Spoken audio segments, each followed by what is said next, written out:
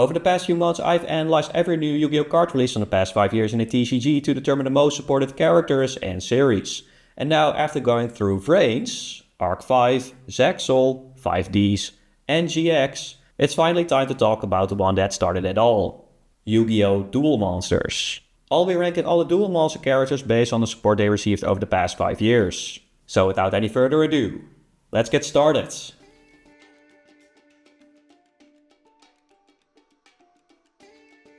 Alright, this analysis covers all the character support released from Toon Chaos all the way through Duelist Advance. And we'll also peek ahead at some unreleased OCG cards to see how future support could shake up the rankings. If you're wondering how I arrived at all these numbers, it's all explained in the first video of the series. And don't worry, links to every part are in the description. Alright, just missing out on the top 10, starting us off at number 11 is Mako Tsunami with 8 support cards. For a long time, Mako was stuck at just a single card, Fury of the Kairyu Shin, released in Legendary Duelist Season 1. The other 7 surfaced about 2 years later in Duels from the Deep, which reimagined his deck by tying it all together through the field spell Yumi. And honestly, aside from the main boss monster, I think this deck is pretty cool. The only downside is that it relies heavily on a floodgate effect. Literally. The strategy limits your opponent to just one non-water monster. And I get what Konami was going for, since that effect directly references what happened in the show, where Yugi's field was flooded so only one monster zone was usable. I always like anime references like this. But still, I'm hoping the next wave of support gives this deck a more dynamic win condition, one that doesn't rely so much on preventing your opponent from playing the game. Next up, we've got 3 characters tied at 9 support cards each, but we'll go through them one by one. First up is Merrick. He received a dedicated wave of support in Legendary Duelist Rage of Ra, which added 7 new cards to his lineup. Most of them are centered around his Egyptian god, the Winged Dragon of Ra. But there were also callbacks to his iconic slime cards from the anime. The standout here is Egyptian god Slime, a fantastic nod to that moment he dueled against Yugi, where Merrick summoned a slime version of Obelisk the Tormentor. Outside of that set, Merrick picked up 2 more cards from other releases. The last one was the True Sun God released in September 2022. So it's been nearly 3 years since we've seen anything new for Merrick. Hopefully Konami gives us some new Egyptian god support soon. These are some of the most iconic cards in all of Yu-Gi-Oh! And right now Ra's feeling less like a divine beast and more like a retired museum exhibit. And speaking of museum exhibits, tied with Merrick is his sister, Ishizu. She received 2 one-off support cards, Zolga the Prophet in King's Court and Gravekeeper's Inscription in Photon Hypernova. Now, Gravekeeper cards could technically be counted towards Ishizu, Merrick or even Odeon, but I decided to place them under Ishizu, especially since the next wave of support literally puts her on the card art of Gravekeeper's Trap, tying her directly to the archetype. That support wave came in Magnificent Mavens with 7 new cards, awesome retrains of her classic lineup. Although you could argue she got a lot less than 7. 4 of her cards were limited just 3 months after release, and about a year later Agido and Kelbeck got outright banned, leaving a pure Ishizu deck in an unplayable state. I'd love to see Konami revisit this archetype. There is a ton of potential here, but they really need to be more careful with how splashable these cards are. For now though, Ishizu's deck is sadly gathering dust right there in her own museum exhibit. Alright, enough about the ancient past. Let's fast forward a bit to a more technological era. Because tied with the Ishtar family at 9 support cards is a character I definitely didn't expect to make the top 10, Esparoa and his Jinzo archetype. I honestly thought he didn't get any support, but it turns out all of it came out early in the time frame of this analysis, back in 2020. And part of the reason I probably thought he didn't get anything is because the power level of these cards really doesn't feel like 2020. Espa first received 2 one-off cards, Psychic Wave and Jinzo Layered, the first extra deck version of Jinzo. But his biggest upgrade came in Legendary Duelist Rage of Ra, which introduced 7 new cards to the archetype. Some of them are pretty cool, but overall it wasn't enough to make Jinzo a playable standalone strategy. So please allow me a short detour to talk a little bit more about Jinzo itself. I've actually had an idea in my head for years now on how Jinzo could be retrained to work in the modern era, and I'd love to hear your thoughts. Jinzo is such an iconic card. It wasn't just one of Joey's signature monsters, it was also one of the first boss monsters in the early days of Yu-Gi-Oh! But as time went on, trap cards became less relevant and tribute summoning became too slow. So Jinzo kind of faded away. So what can we do to bring it back while still staying true to the original? There are of course some obvious upgrades. Make a version that's easier to search and special summon, that negate trap cards no matter where they are, even in the graveyard, since many traps nowadays have effects in the grave. But there's one more type of effect that exploded in popularity over the past 8 years. Hand traps. What if a future Jinzo could negate effects that activate in the opponent's hand, or just the one that responds to your plays? I think that would be a really cool direction, and it ties perfectly into the anime, as Peroba's brothers were literally spying on his opponent to give him knowledge of their hands, which would make this kind of effect thematically fitting. Of course, a card that can negate hand traps would be insanely powerful and potentially game breaking. So Konami would absolutely have to lock the heck out of it to a pure Jinzo strategy to prevent it from being exploited in other decks. But still, how cool would that be?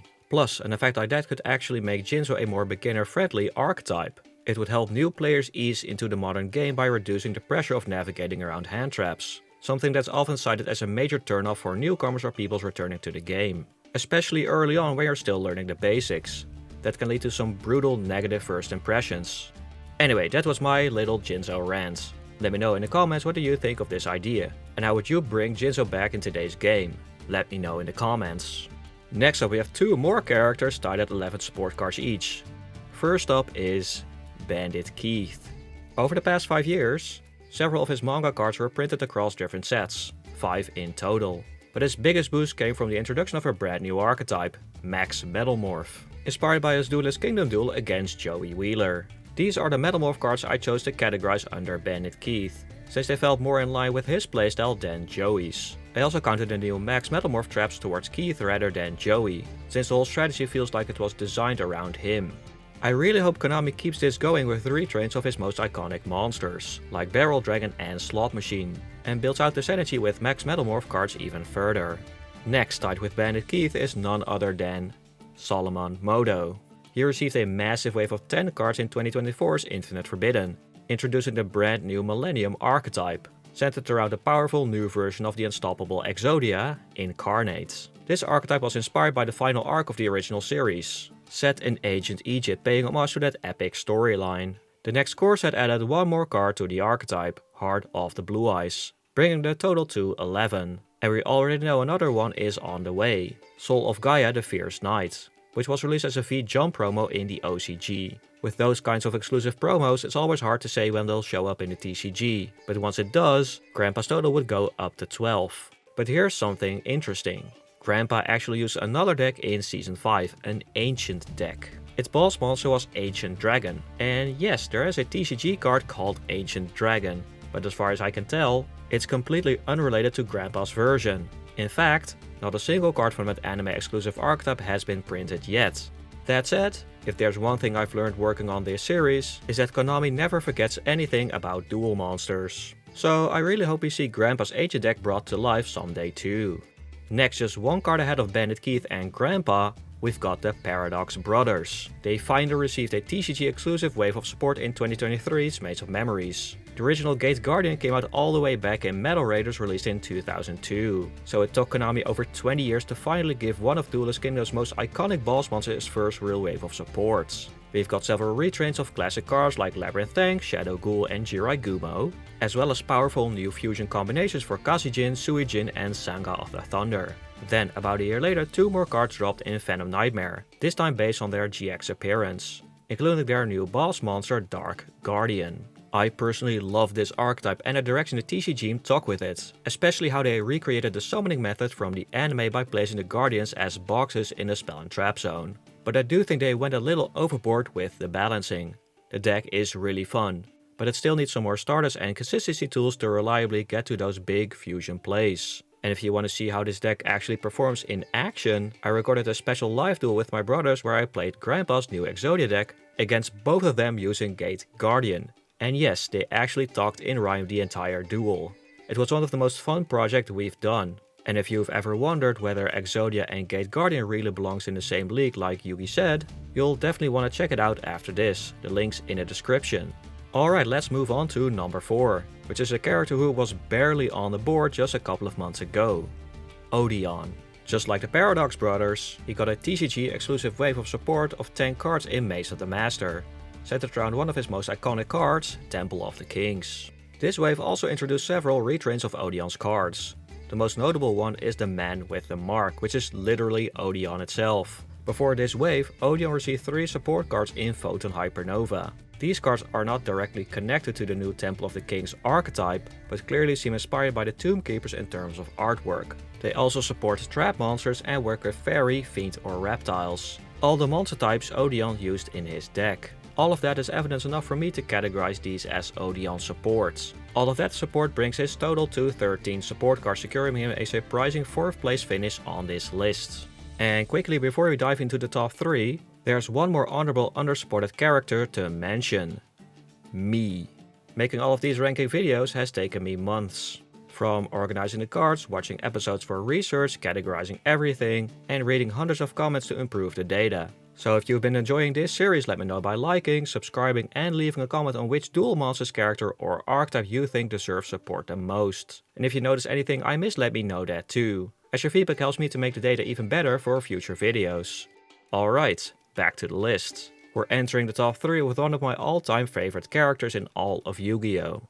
Joey Wheeler. But his place in the top 3 wasn't actually as obvious as some might think. For the first 4 years of this 5-year analysis, Joey was actually getting shafted. He only received 7 cards between 2020 and early 2024, putting him near the bottom of the top 10. Thankfully that changed in January 2024 with Maze of Millennia, where Joey got a massive wave of TCG exclusive support, turning his iconic Flame Swordsman into a full archetype. This wave retrained a bunch of his classic cards: Salamandra, Kunai with Chain, Mirage Knight, and of course Flame Swordsman himself. Then later that year, we've got the Max Metamorph cards across multiple products. And these are the ones I categorized as Joey's. Among them is my favorite card from the last 5 years, Red Eyes Black Full Metal Dragon. I absolutely love the anime references and the artwork, and honestly the Max Metamorph archetype might just be my favorite deck Konami has released in years. Altogether these cards bring Joey's total to 22, and there's still one more card just around the corner.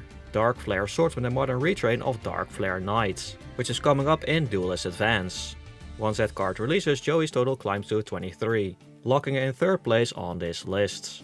Coming in at the runner-up spot is Seto Kaiba with a total of 35 support cards. And what's actually pretty crazy is that almost half of those came out in just the past 6 months. In February 2025, we finally got a brand new Blue Eye structure deck with 8 new cards. And this wave was strong enough to push Blue Eyes back into competitive territory. It introduced new starters that dramatically proves the deck's consistency, but the highlight was definitely Blue Eyes Ultimate Spirit Dragon, a synchro version of Blue Eyes Ultimate Dragon. Very cool. And just about a month later, we got reprints of Kaiba's X, Y and Z Union Monsters in Maze of the Master, giving X Head Cannon, Right Dragon Head and Z Metal Tank a modern update. Beyond those 2 waves, Kaiba also received support cards in Battle of Chaos back in 2020, and scattered across various other sets. We've seen steady support for his Blue Eyes Monsters, Union Monsters and even Obelisk the Tormentor. But the most notable card has to be Dragon Master Magia, released in Battles of Legend Terminal Revenge only as a quarter-century secret rare.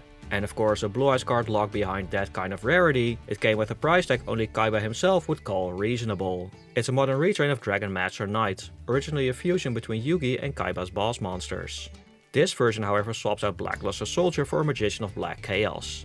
Now technically, you could argue this card belongs to Yugi as well, but ultimately I counted it toward Kaiba. It just feels more like a Kaiba card to me, plus Kaiba can actually summon this version solo, Yugi cannot. All of this adds up to 34 cards, and like Joey, Kaiba has one more card on the way in Duelist Advance, a modern retrain of Kaiba Man the Legend, bringing his total to 35 and securing him the number 2 spot on this list. Which leaves of course, no surprise, the king of games himself, Yugi Moto with a whopping 79 support cards. Yugi is, without a shadow of a doubt, still the poster child of the entire franchise, even after so many new anime series. And his anime deck has splintered off into several dedicated archetypes over the years. He first received a massive wave of support for his Gaia the Fierce Knight deck primarily through Rise of the Duelist. His Arcana Knight cards also got a ton of new tools, many of which synergize with his Egyptian god, Slifer the Sky Dragon, who also received a few new cards. Konami even gave Karibo a decent chunk of support, mostly in Brothers of Legend, which finally brought the Season 4 Karibo cards from the anime into the TCG. They definitely took their sweet time printing those. Then in 2023, Konami introduced an entirely new Yugi-inspired archetype, based on Gazelle, Baphomet and Chimera the Flying Mythical Beast, adding 10 more cards to his total. About a year later, we got another brand new archetype, this time based on Yugi's Season 5 ceremonial duel deck, Shining Sarcophagus, that brought 14 more cards to his lineup.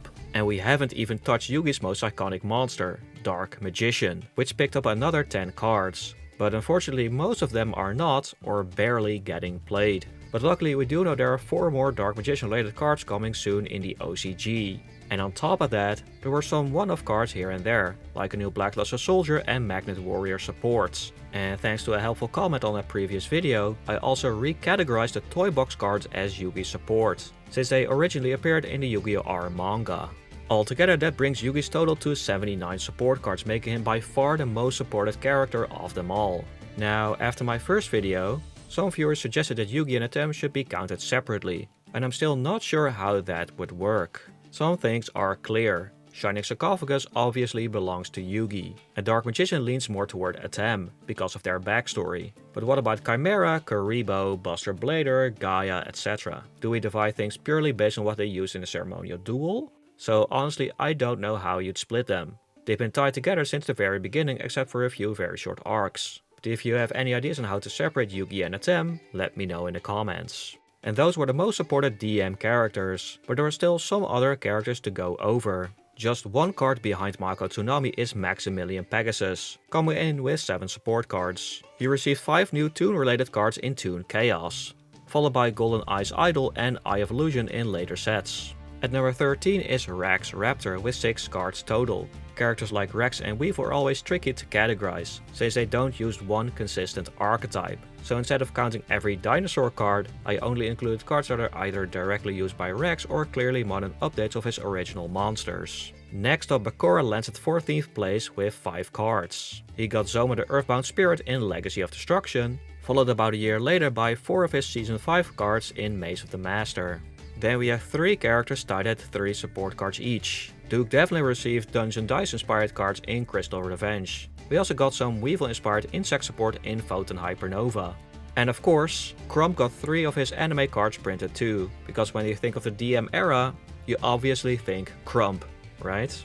Following that there are 2 characters tied at 2 support cards. My Valentine, who only got 2 harp-related cards during this time frame, and Nesbit, whose Clockwork Knight card was finally printed, along with a Link monster to help search it. Finally, 2 characters received just a single support card. Gansley got Yowie, and Siegfried got Valkyrie Sigrun. Then we have just 1 card left I categorize as generic DM support, Duel Tower, which has a couple of cool references for the second part of the Battle City arc. And that wraps up all of the Duel Monsters related supports. In total, Duel Monsters received 253 support cards over the past 5 years, making it the most supported series by far. Now, I know that a lot of people think that Konami's been draining Duel Monsters like it's their favorite cash cow. And it would be great if they give other shows a bit more attention, but after going all through this in detail, I actually think it's surprising how much untapped potential still remains, even as the most supported series. So many archetypes from Duel Monsters are still underdeveloped or borderline unplayable.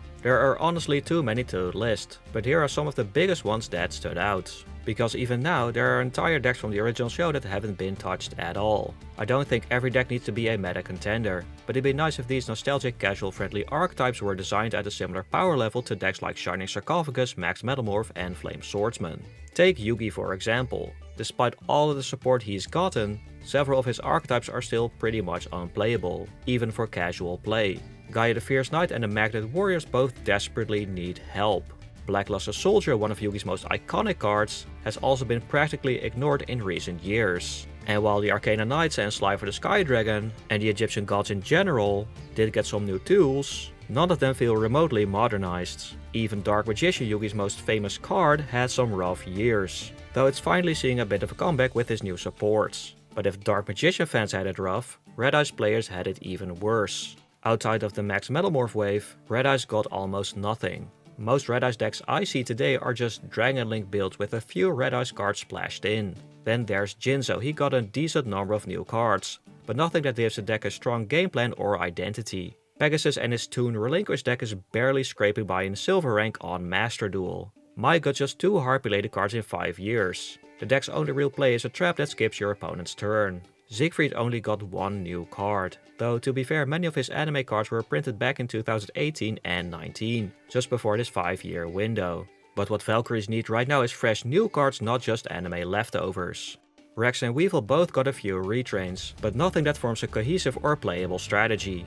And Darts? He got nothing. Only 3 of his anime cards have been printed. Ever. There is still a massive opportunity here for a dedicated Orichalcos archetype. Bakura might be the most wasted potential of all. His Destiny board deck is long overdue for a modern update. And his Season 5 deck is still pretty much completely untouched. A full Dia-bound Zork themed deck would be amazing, but I guess Konami is saving that for something big, like the 30th anniversary. Loomis and Umbra also haven't gotten anything, and I think they could fill a really cool niche. The most recent DM anime decks are all fusion based, but a ritual focused deck built around the masked beast could add some nice variety to that lineup.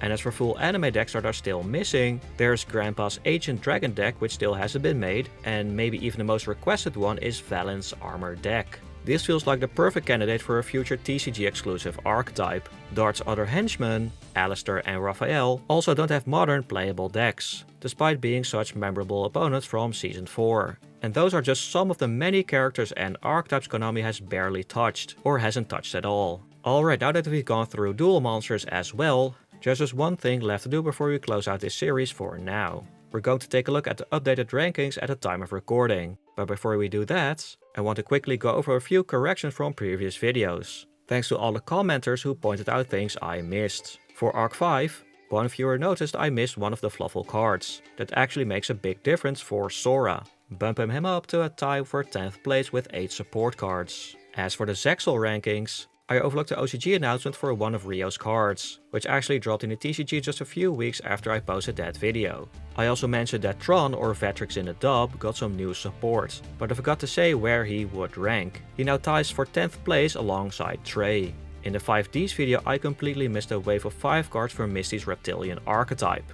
And a Jack Atlas Red Dragon Archfiend fan pointed out that I missed one of his manga cards, which is a big deal because it means Jack is now the undisputed second most supported 5Ds character, just ahead of Sherry. Several people also reminded me that Divine, also known as Sayer, is getting support in Duelist Advance. There are quite a few new Psychic type cards in that set, but I'm still unsure which of them should actually count for Divine.